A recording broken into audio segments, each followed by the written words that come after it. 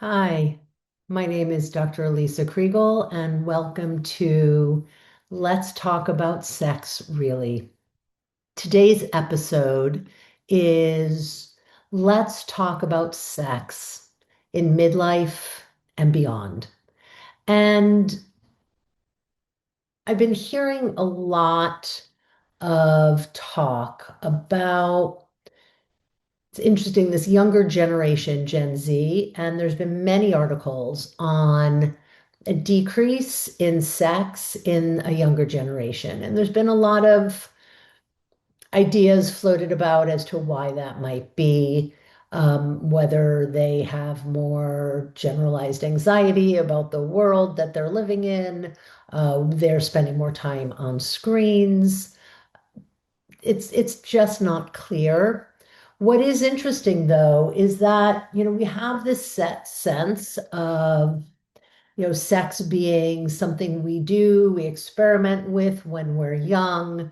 We have this idea, I think because of movies and celebrity, that sex is about youth and fitness and looking a certain way, and people who are sexual, at least the people that we see being sexual in film, in even in porn, are usually hyper sexual, very attractive people. And so we live in a somewhat ageist, somewhat maybe very ageist society where this idea of sex for people as they get older feels like it's not for older people.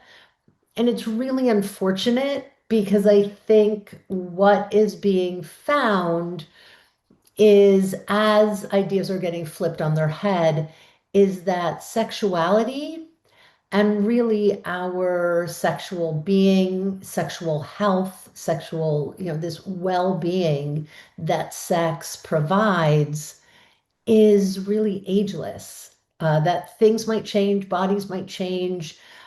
Things, we live in an age, and I'll get into more details, where there are more options, more treatments, so that people can enjoy really healthy sex lives well into their older years, their oldest years. So I wanted to really dig in and talk more about this because I think sometimes our beliefs can create our realities. And if we are holding on to this belief that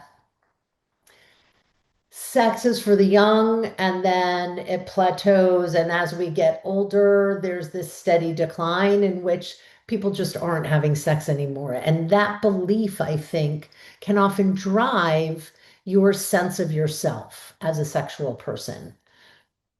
For me personally, for those of you who've listened to my podcast before, I wrote a memoir about this topic, I guess we could say, because at 48, 49, I had a big life change in terms of my marriage of 25 years coming apart. And I had been in a relatively sexless marriage. It was just not the focus of our relationship. It caused difficulties at times. And then at times, I think, like many people will talk about in sexless relationships, and I have an earlier podcast if you want to take a listen on sexless relationships.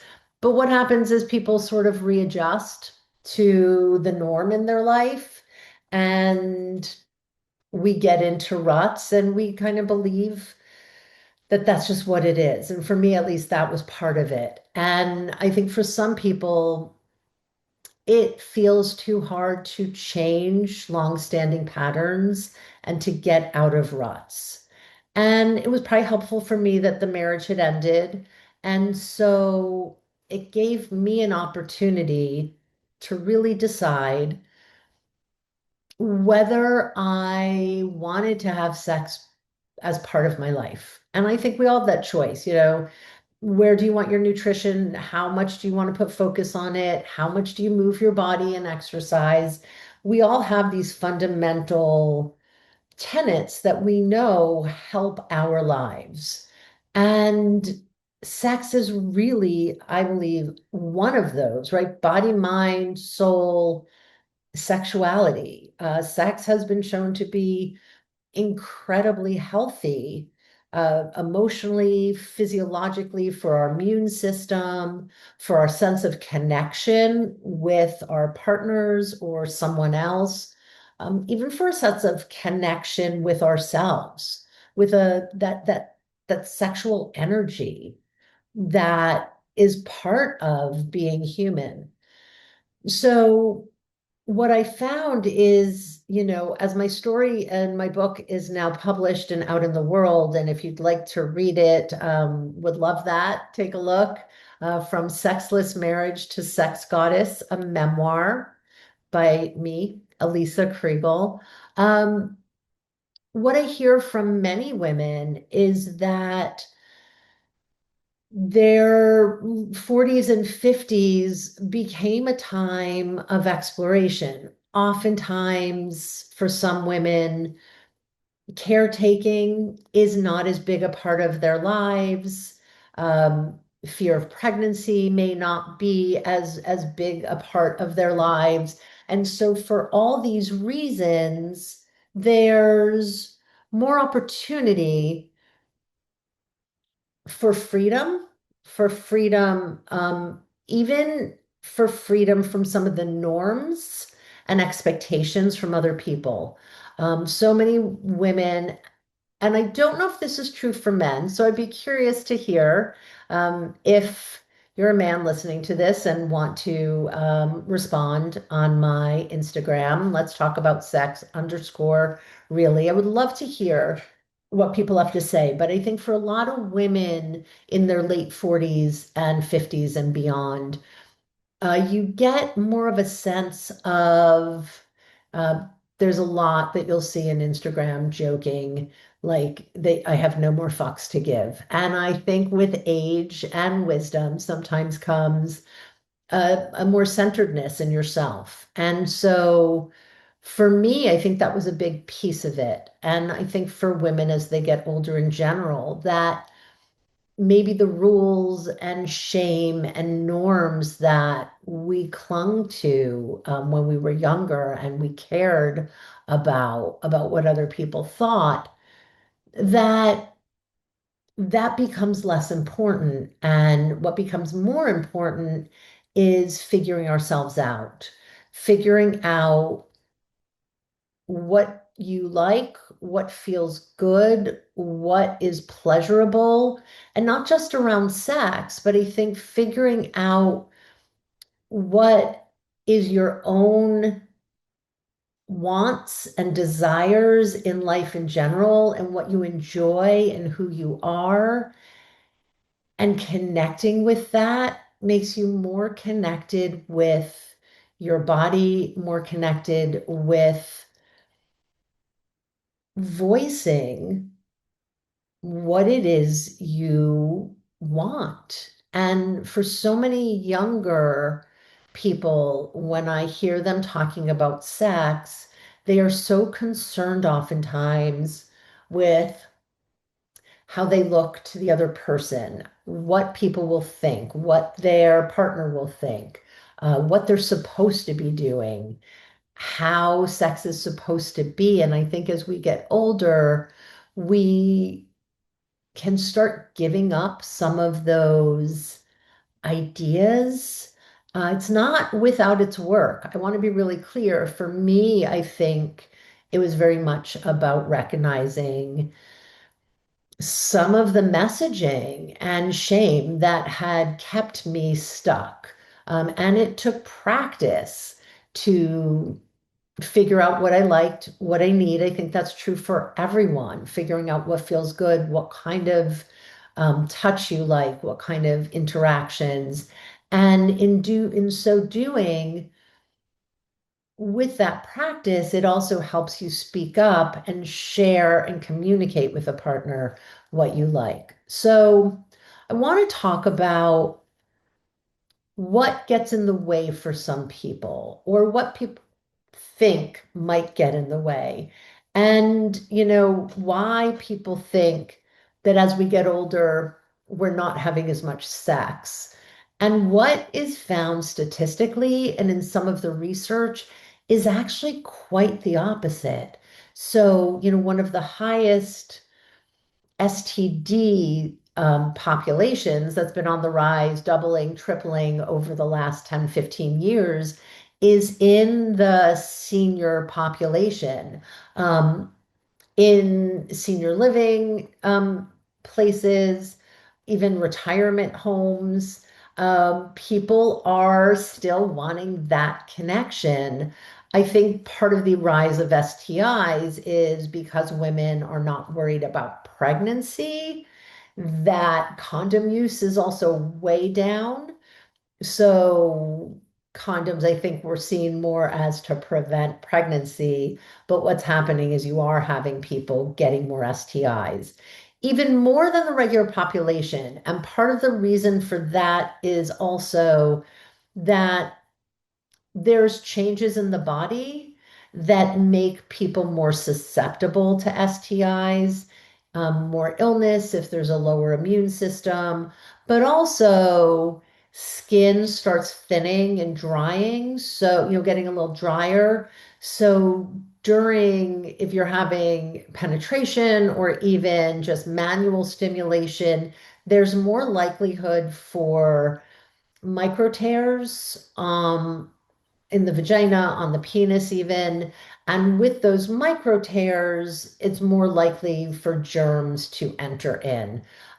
So skin can be more porous.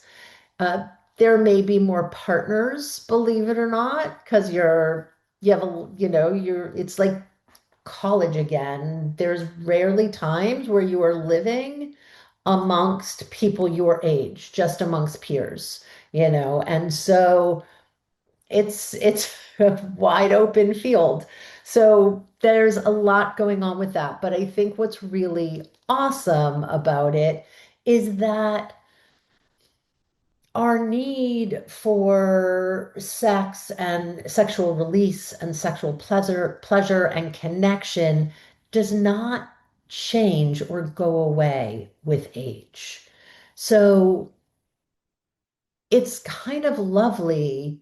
And I think having this belief that sexuality doesn't stop in your youth or doesn't stop at the end of your age where you're fertile and might want to get pregnant.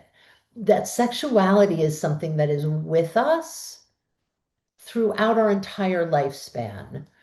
What might change is our definition and how we're having sex. And I want to be really clear. Just because you might not be able to have sex in the same way when you're young does not make sex less enjoyable. I think this part's really important. I think a lot of times people kind of feel I'm in pain. I don't know if I can do this. Or maybe if you're a man, you can't, it's harder to get an erection. Not all men, but some. It might have to be do with low testosterone. Medications can affect erections, antidepressants, diabetes medication. There's so many things that can affect it. Stress, uh, performance anxiety, not feeling a sense of connection. Like there's so many things that can affect it. Luckily, there's also so many medications that can help that. And I think there's a lot less shame around medications. It's one of the highest prescribed medications is like Viagra, Cialis. So it is, again, which is wonderful, normalizing sex in our older years. For women, one of the biggest difficulties for women, perimenopausal and menopausal, so in their, anywhere from late 40s to 60s and beyond, is that with lower estrogen, if you're not on HRT, hormone replacement therapy, and even if you are, your your estrogen levels are and progesterone levels are just going to be lower than they were. And what that can lead to is it can lead to some vaginal dryness. It can make natural lubrication and wetness more difficult or just not as regular. It's not always, I think it's really important to note here that not having an erection or not getting wet does not mean you're not turned on or does not mean you're not interested in sex. It just is the changes that your bodies go through. I mean, ironically, a lot of young women have difficulty and don't always get wet if they're on birth control pills or depending what time of their cycle that they're in, that can affect natural wetness. A lot of young men have erectile dysfunctions partly from so many, being on antidepressants or anti-anxiety meds can definitely interfere, as well as a lot of pressure and stress and performance anxiety. So again, we often think of these things as problems of older adults, but they are sexual issues that we deal with throughout our lifespan. It is not just older, and that means, oh, there's something wrong. Maybe we shouldn't be having sex when we're older. No, not at all. Um, Sex continues and can continue to be incredible. I've heard from a lot of men and women that some of the sex they're having when they are older, 50s, 60s, 80s, is some of the best sex of their lives. And so I want to really change this narrative of seeing yourself throughout your life cycle as sexy and fulfilled and juicy. Like this is like you can live this uh vibrant sexual life, and it does not need to be partnered. For people who aren't partnered, it can be just the idea of continuing with your own exploration, with masturbation, with sex toys. There's a really wonderful one, I believe it's called Taboo, Tabu, that was created that is really more about insertion, and there can be pleasurable, but it comes with its own like oil, kind of lube oil. But the idea is that basically, the more you use it, you don't lose it. So, the more sex you have, the more you are having orgasms, the more you are having uh, a sex toy inserted in your vaginal canal for a woman, the more you are really like exercising, it's like keeping things moving. And that can be incredibly healthy because that can keep the vaginal skin from drying out, from something called vaginal atrophy, which, when you haven't had sex for quite a while, penetrative sex, I should say, or even clitoral stimulation, regular orgasms, when you're not having sex, then the lining of the vaginal walls can get very dry and very brittle and tight and thin. And what happens with vaginal atrophy is sex after that point can become incredibly painful. So again, like with erections for men, there are so many medications, moisturizers that can be used. I believe I talked about some of them in my episode on my favorite products, but there's many companies that make basically like either gels or moisturizing creams that you can put outside on the labia, but also inside the vagina. And it has hyaluronic acid, which sounds like acid, but it's a moisturizer that people use on their face as well. Um, but it can really change how your skin feels, how your vagina feels. And so I highly recommend those, as well as what's lovely is as we get older, we also, I think, I hope, and this is the narrative I want to change, we can be less uptight about things like lube, which should just be standard for everyone to have on their nightstand, um, because lube just makes sex for everyone so much better. So, big fan. I highly recommend it. If you're not using it, try it. Try some different kinds, see what you like, see how it feels. Trust me, game changer. So, there are things I just spoke with a client a few weeks ago. Her and her husband had been doing a lot of couples therapy, kind of to reconnect after um, a difficult time in their life. And we finally got on the topic of sex. And while they still felt themselves to be sexual, they're both in their late 60s. They were not having that much sex due to pain, and I shared with them about Bonafide, which makes a product called Reverie, which is an insert, a moisturizing insert. And when I spoke to them a month later, they were almost like giddy. I loved seeing it. They were like giddy and hey, we want to tell you about sex and how it's going. And I couldn't be happier.